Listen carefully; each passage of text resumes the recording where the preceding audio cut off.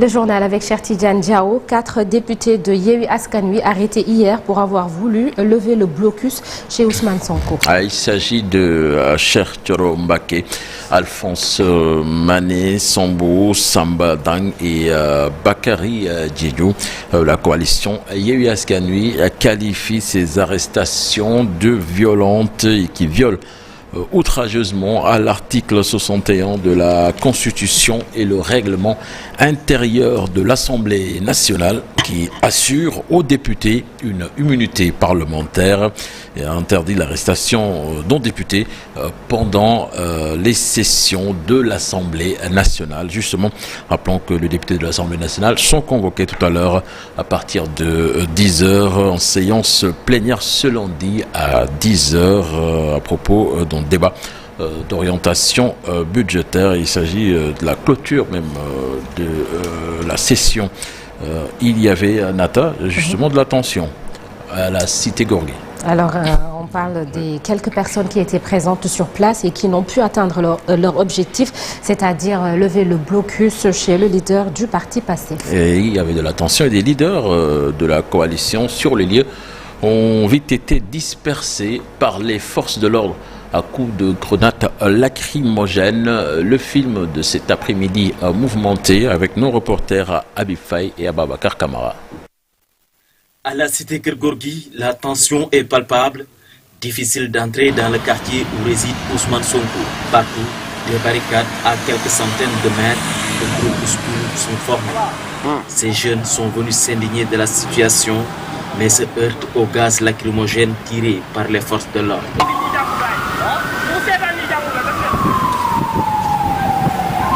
S'ensuit une série d'arrestations.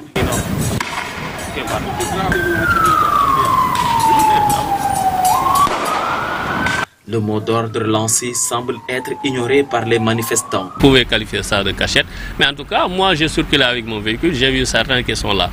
Mais encore une fois, ce qui compte ici, c'est d'être présent, avant toute chose de faire comprendre que cette séquestration-là qui continue est illégale, il n'est basé sur aucun acte ou bien une décision administrative ou judiciaire. Mais l'objectif reste le même. Chacun se mesure par rapport à son engagement et son dévouement par rapport à cette cause-là, à cette problématique. Nous, on a tenu à être là parce que nous avons appelé aux Sénégalais de les sensibiliser. Parce qu'il ne s'agit pas seulement de lever les barrières, mais aussi de faire comprendre à l'opinion nationale et internationale ce qui est en train de se passer est injuste et illégal. Ça ne peut pas continuer. Ça ne va pas continuer. Que ce soit maintenant ou après, ça ne va pas continuer parce qu'on ne peut pas l'accepter. Quelques leaders de l'opposition comme Déthié Fall, Malick Gakou, Moustapha Guirassy ont effectué le déplacement pour manifester leur solidarité au maire de Ziguinchor, mais ils ont été rapidement stoppés par les forces de l'ordre et de sécurité. Et l'universitaire professeur Moussa Diao, pas du tout rassuré par les garanties données par le chef de l'État pour la tenue d'une élection présidentielle apaisée en 2024. D'après l'enseignant-chercheur en sciences politiques, il y a beaucoup de questions de désaccord qui n'ont pas été réglées, y compris la situation du leader de Pastef. Il est d'avis que la question du mandat reste l'autre équation qui devait être évacuée depuis fort longtemps. Je propose de l'écouter les joints par Alassane Ba. Au dialogue national bi wax na fa ay cadre yu nga xam ni mu ngi ko jëmale ci élection yi nga xam ni moom la ñu dégmal 2024 mu ne daañu organiser élection apaisée mais nag waxul nan lañ koy organiser. L'analyse politique voudrait que l'on organise d'abord des élections transparentes au terme de négociations entre les différentes parties. Ce n'est pas ce dialogue national qui va régler les questions de fond. Et d'ailleurs, certains leaders n'ont pas participé. Et donc, je pense qu'il faudra parallèlement à cela mener des négociations entre les différents acteurs et s'entendre sur l'essentiel pour que la paix puisse revenir, pour qu'il n'y ait plus justement cette chasse aux opposants et surtout instaurer un climat favorable à l'organisation d'élections libres, transparentes, permettant à l'ensemble des acteurs de participer à cette compétition cruciale pour l'avenir du pays.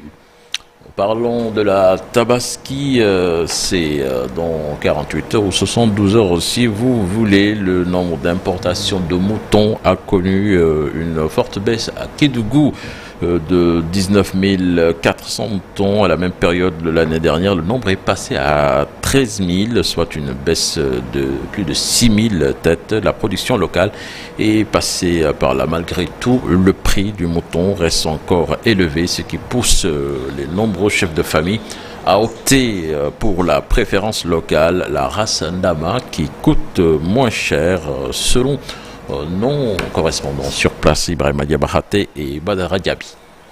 À moins d'une semaine de la fête de Tabaski, le nombre de têtes de moutons enregistrées aux différents points d'entrée de Moussala est de 13 144 contre 19 401 moutons à la même période de l'année dernière, soit une baisse de 6 257 moutons. Cette situation s'explique par une augmentation de la production locale. Voilà.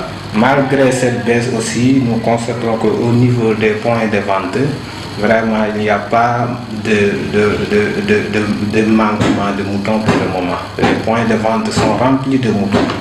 Donc, la conclusion qu'on peut tirer à part de cela, c'est la production locale qui commence vraiment à augmenter. Cette importante production locale n'a pas atténué les prix du mouton qui restent encore élevés. Les prix du mouton ne sont pas abordables, ça coûte très très cher. Surtout à Kédougou ici.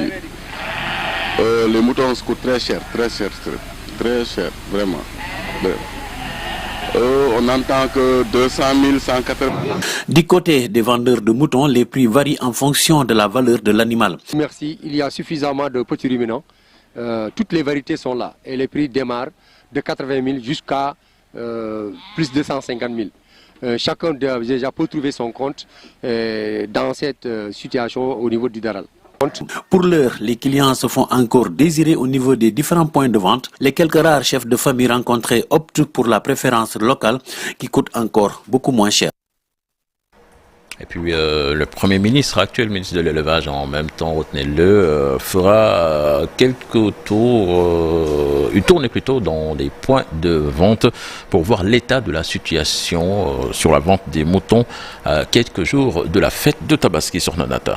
L'actualité des sports à présent, transfert Kalidou Koulibaly file en Arabie Saoudite. L'international sénégalais donc quitte Chelsea après une saison et s'engage avec Al Ahly en Arabie Saoudite pour un contrat de 3 ans, comme vous le voyez sur ces images. Ce soir dans Sport à la Une, nous y reviendrons plus longuement avec Mamfatou Ndoye qui s'est rendu sur place. Des images exclusives donc à suivre sur la TFM. Al Hilal, c'est cela. Al Hilal, ouais. Voilà.